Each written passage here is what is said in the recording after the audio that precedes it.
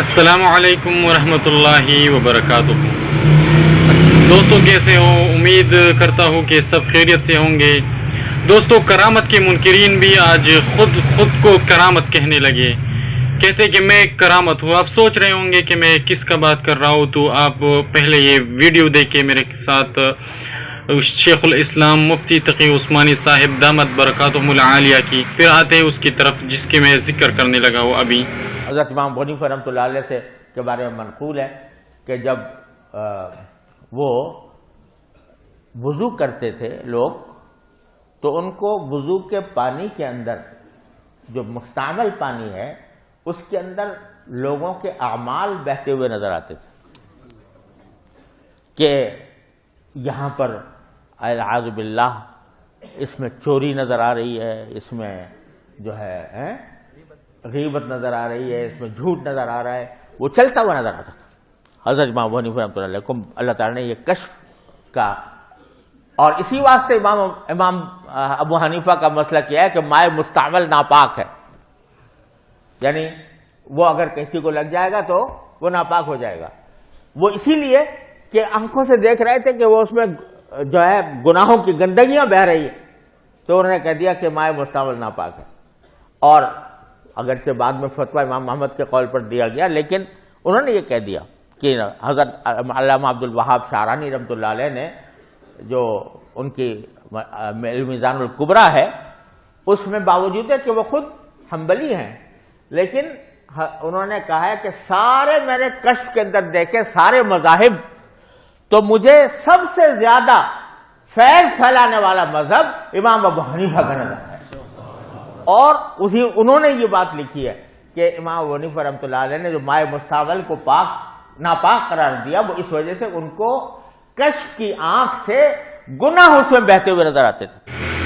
تو دوستو آپ نے ویڈیو دیکھی، شیخ الاسلام مفتی تقی عثمانی صاحب دامت برکاتہم العالیہ نے بیان فرمایا کہ امام اعظم امام ابو حنیفہ رحمۃ اللہ علیہ جب وضو کرتے تھے تو مائع مستعمل پانی، جو استعمال شدہ پانی ہوتی تھی جس سے وہ وضو کرتا تھا، تو دوسرے کے گناہ دھلتے ہوئے دیکھتے تھے۔ یہ کرامت ہوتی ہے، کرامت کی نسبت اللہ کی طرف ہوتا ہے۔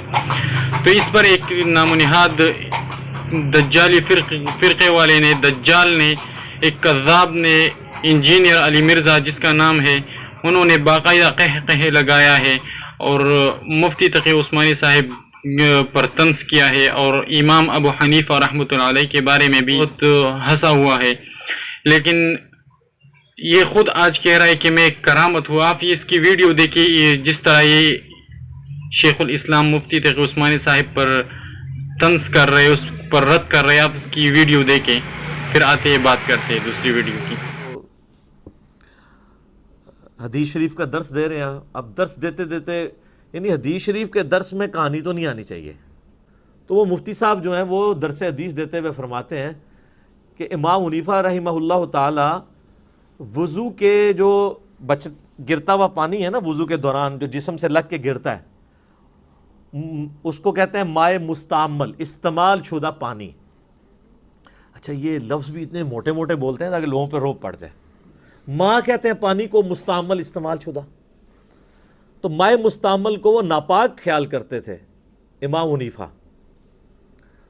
اور وہ اس کی دلیل وہ دیتے ہیں پھر کہ ہوتا یہ تھا کہ امام حنیفہ رحمہ اللہ کشف کے ذریعے اللہ ان کو یہ دکھا دیتا تھا کہ کوئی شخص وضو کر رہا ہوتا تھا، تو چونکہ بخاری مسلم میں حدیث ہے کہ جب کوئی وضو کرے تو وضو کے ساتھ اس کے گناہ بھی دھلتے ہیں، تو وہ گناہ دھلتے ہوئے دیکھ لیتے تھے۔ اب ان کو چونکہ گناہ دھلتے ہوئے نظر آتے تھے اس پانی کے اندر، تو اس لیے وہ پانی کو ناپاک سمجھتے تھے۔ تو ہم نے اس کے اوپر کہا، ہمارا معصومانہ سوال ہے کہ کیا نبی صلی اللہ علیہ وآلہ وسلم کو بھی کبھی وضو کے پانی میں گناہ دھلتے ہوئے نظر آئے ہیں؟ کوئی ضعیف روایت دکھا دیں ہمیں، حالانکہ آپ کے پاس تو غیبی خبریں بھی آتی تھی، اللہ تعالیٰ آپ کو عذاب قبر بھی دکھا دیتا تھا، صرف اس لیے تاکہ امت کی اصلاح ہو۔ صحابہ کو بھی نہیں نظر آیا، تو امام حنیفہ کے لیے کہتے ہیں، پھر یہ فضائل مال میں بھی لکھا ہوا ہے، وہ کہتے ہیں گناہ دھلتے دیکھتے تھے، یہ بھی دیکھ لیتے تھے، اس نے چوری کی ہے، زنا کی ہے، پھر آگے بھی ادھر بھی کہانی نہیں رکتی، اس نے گناہ صغیرہ کیا ہے، کبیرہ کیا ہے، مستحب چھوڑا ہے کوئی۔ جی، تو آپ نے ویڈیو دیکھی، انہوں نے کہا کہ صحابہ میں कभी ये अमल नहीं हुआ है कि सहाबा वज़ू करते थे जिससे उसको गुनाह नज़र आती थी। और दूसरी बात इन्होंने कहा कि सगीरा गुनाह चौड़ाई या कबीरा गुनाह चौड़ाई, ये तो लिखा हुआ है, मैं आपको स्क्रीन पर दिखा रहा हूँ, आप देख ले, लेकिन ये कहीं नहीं लिखा हुआ है कि मुस्तहब चौड़ाई। आप स्क्रीन पर गौर से देख ले, आप स्क्रीन पर गौर से देख ले कि ये कहीं नहीं लिखा हुआ है कि आपने मुस्तहब चौड़ा हुआ है। मुस्तहब की अल्फाज इन्होंने खुद अपनी तरफ से ऐड किया है। तो इसकी दज्जालियत और कज़ाबियत आपको मालूम हुआ होगा कि एक कितना दज्जाल और कज़ाब है। यहाँ कोई इस तरह अल्फाज नहीं है कि लिखा हुआ है कि किसी शख्स ने मुस्तहब छोड़ा हुआ, इसी वजह से उसके गुनाह जो है वो इमाम आज़म अबू हनीफा रहमतुल्लाह पर ज़ाहिर हुआ करता है। लेकिन इन्होंने कहा कि यह चीज़ सहाबा में नहीं हुआ।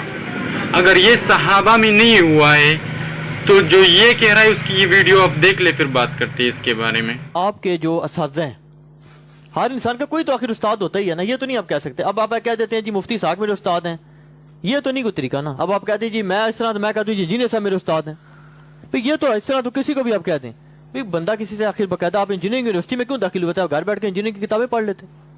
सवाल है आखिर किसी से आपने पढ़ा होगा, उसका कोई नाम बता दें।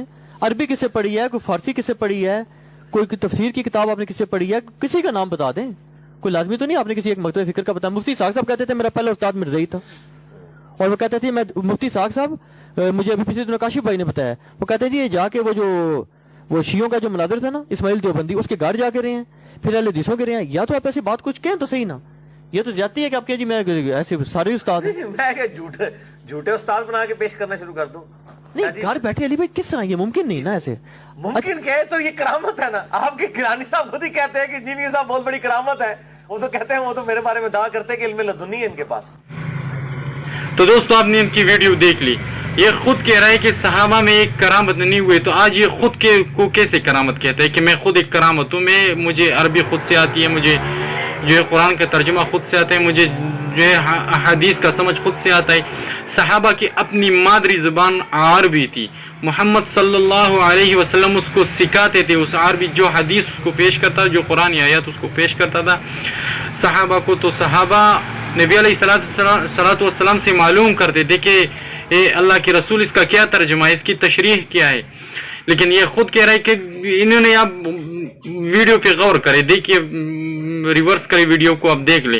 इन्होंने कहा कि सहाबा में एक करामत नहीं हुई, तो आज ये खुद कैसे करामत बन गई कि कह रहा है कि सहाबा में ये नहीं हुआ है, तो इस पर कैसे करामत आ गई? क्योंकि ये तो करामत का मुनकिर है ना। अभी पहले अपनी वीडियो दी कि इस क्लिप में ये बयान कर चुका है कि ये करामत सहाबा में नहीं हुई। तो सहाबा की मादरी ज़बान अरबी थी और अरबी ज़बान वो समझते थे, लेकिन फिर भी नबी अलैहिस्सलातु वस्सलाम अहादीस और कुरानी आयतों का तर्जमा करते थे, तशरीह करते थे, तब सहाबा की समझ में आती थी बात।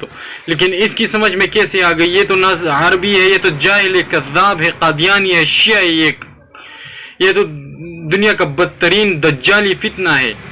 दोस्तों तो इनकी वीडियोस आपने देखी, ये जो कह रहा है कि करामत से मुनकिर है, आपने इनकी वीडियो देखी, आज ये खुद को करामत कह रहा है। तो फैसला आप पर है कि कौन हक पर है। शेखुल इस्लाम मुफ्ती तक़ी उस्मानी साहब ने जो बयान फरमाया इमाम आज़म इमाम अबू हनीफा रहमतुल्लाह अलैह के बारे में, क्या ये वाक़या सच है या नहीं?